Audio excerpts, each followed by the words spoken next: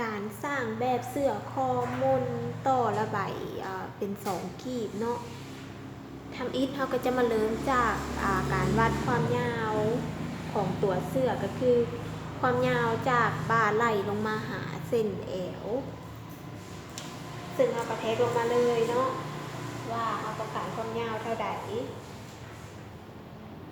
เทลงมาตัวนี้จะได้อยู่ประมาณ17นิ้วเนาะสำหรับความยาวหลังจากได้ความยาวของเอวแล้วเขาก็จะมาเทบ่าไหล่เนาะบ่าไหล่ความกว้างของบ่าไหล่ก็คือบ่าไหล่หาร2แบบตัวนี้บ่าไหล่จะอยู่ที่13นิ้วเนาะหาร2ก็ได้6.5 นิ้วแล้วเราก็จะมาขีดเส้นนี้ไปเลยเนาะหาร2 6.5 นิ้วแล้วเราก็จะมาขีดลดลงนี่การลดบ่าไหล่ลงมานี่เนาะประมาณ3 เซน3 ซนเนาะหลังจากนั้นเราจะมาขีดเราจะมาวัดความกว้างของคอก่อนก็ให้คือวัดเป็นแบบว่ามาตรฐานก่อนที่เราจะไปดัดแปลงเนาะตัวนี้มันจะเป็นแบบว่าคอมนแต่ว่าบ่แม่นคอมาตรฐานเนาะเป็นคอมนที่ว่าอยากกว้างนิดนึงนะแต่เราก็จะมาวัดจากตัวนี้ก่อนเนาะจากเส้นตัวนี้สังเกตก่อนจากนี้ไปนี่3 นิ้วเนาะเลิกลงมา3 นิ้วแล้วเราก็จะมาคิดเสื่อมต่อกันตัวนี้เป็นแบบว่าคอเสื่อมมาตรฐานแต่ว่าเราอยากให้มันกว้างออกอีกน้อยนึงเนาะบ่อยากให้มันหัดคอจนเกินไปเราก็ยับออกมาจาก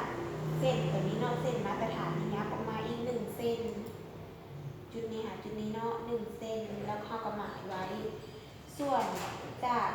ความลึกของคอเราลงมานี่3แล้วเราบ่อยากให้มันจ้องคอเกินไปเราก็จะยับลงมาอีก1 นิ้วแล้วเราจะมาขีดเสื่อมต่อเส้นข้อหน้ามาเนาะจากจุดที่เรายับออกมาขีดเสื่อมต่อได้แล้วเนาะเราก็จะมาใช้ไม้บรรทัดซุกนกในการโค้งข้อหน้าเราก็จะโค้งไปตามเส้นนี้เนาะหลังจากนั้นข้อหลังก็คือข้อของแผ่นหลังเนาะก็เอาจากเส้นบ่านี้ยับลงมายับลงมาจากนั้นส่วนความกว้างก็เอาให้มันกว้างเท่ากับข้อหน้าก็คือขีดจากเส้นตัวนี้เนาะแล้วก็จะมาใส่ไม้บรรทัดซุกนกในการโค้งข้อหลัง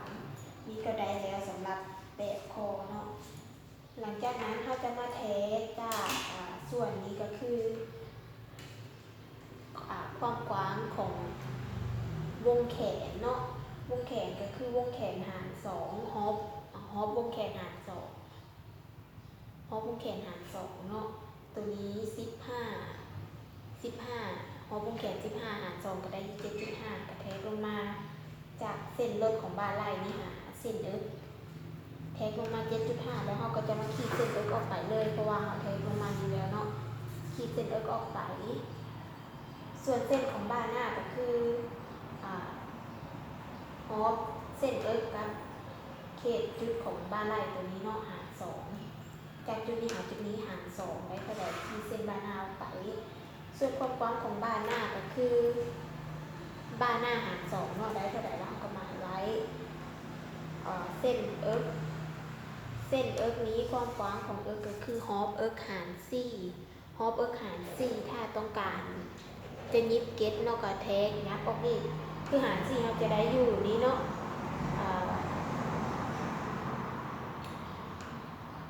ได้เขตนี้แล้วเราจะแปลว่าอยากจะยิบเก็ตอีกเราก็เพิ่มออกไปอีก2 เส้นเราก็จะหมายเป็นจุดของฮอปเอิ๊กแล้วก็ใช้ไม้บรรทัดตรงขีดเชื่อมต่อระหว่าง3 จุดนอกก็คือบ่าไหล่บ่าหน้าแล้วก็ฮอปเอิ๊ก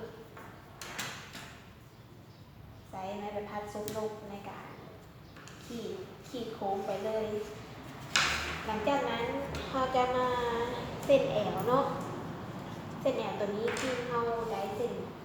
บ่าหน้าจากที่เส้นเอิ๊กบ่าหน้าแล้วเหลือเพราะว่าเราขีดความยาวลงมาที่เส้นแอว เราก็จะได้เส้นแอวเลยเส้นแอวก็ได้แอวเนาะฮอปแอวหาร4ฮอปแอวหาร4บวกอีก2เส้นเพื่อยิบเกตเนาะแล้วเราก็ขีดไปได้เท่าใดบวกอีก2เส้นแล้วก็มาขีดเชื่อมต่อเส้น x หารเส้นแอวนี่ก็ได้แล้วสำหรับแบบของตัวเสื้อส่วนระบายของเสื้อนั่นก็คือตามในแบบเสื้อเนาะตัวนี้ลายจะสร้างแบบว่าคิดว่าน่าจะง่ายและน่าจะทุกคนน่าจะเข้าใจเนาะก็คือความยาวตัวนี้เนาะความยาวของเส้นนี้เบิ่งตามแบบคือมันจะเป็นแบบว่าเลื่อมกันหน่อยนึงตัวนี้ก็ได้จากเส้นตัวนี้เนาะเส้นความกว้างของเส้นแอวเส้นแอวนี้เนาะหาร4ส่วนระบายเฮาบ่ได้แบบว่ายิบเกตมันเนาะเฮาก็จะเอาทั้งความกว้างตามนั้นแต่ว่าเฮาก็ยังจะบวกอีก2เส้นเพื่อว่าให้เวลาที่เฮาไปยิบต่อเส้นผืนเสื้อนี้เนาะเขตข้างหน้านี้เพื่อไว้2เส้นเพื่อจากฮอปแอลที่เฮาหารฮอปแอลหาร4ได้เนาะได้ความกว้างเท่าใดบวกอีก2เพื่อให้มันเลื่อมกัน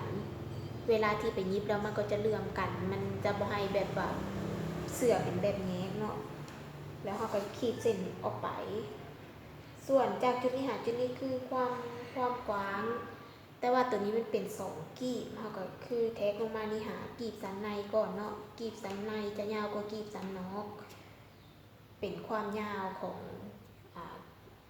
ระบายหรือว่ากีบเสื้อนั้นเนาะแล้วส่วนตัวนี้เพราะว่าตามแบบมันจะแบบว่าเป็นแบบเป็นกีบคล้ายคือกระโปรงหน่อยนึงเนาะให้มันระบายออกไปเราก็จะมาขีดเส้นโค้งเพื่อเวลายิบแล้วมันจะเป็นแบบว่าทั้งเป็นกีบและเป็นระบายนะเป็นขีดเส้นโค้งออกไปส่วนจุดนี้เนาะนี้คือความกว้างของกระโปรงบวกอีก2เส้นแต่ว่าเราก็จะมาใช้ไม้บรรทัดซุ้มนกคือเก่าในการที่ว่าโค้งก็อาจจะโค้งทางหน้านี้ก่อนเนาะแล้วเราก็จะมาขีดแปลว่าเสื่อมต่อกันเป็นระบายทางในเนาะระบายทางนอกก็เฮ็ดคือกันนี้ก็แล้วสำหรับระบายเสื้อเนาะส่วนที่ว่ากีดด้านหลังก็เทสคือกันนี้ต่างแต่ว่าเราจะบ่ได้เฮ็ดเป็นโค้งแบบนี้เนาะจะบ่ได้เฮ็ดเป็นโค้งแบบนี้เพราะว่ากีบด้านหลังเราอาจจะเฮ็ดเป็นสื่อแบบนี้เลยคือฮอปแอลเนาะแล้วเราก็จะบ่ได้บวกอีก2เส้นสำหรับกีบทางด้านหลังก็มาขีดคล้ายกับตัวนี้เนาะ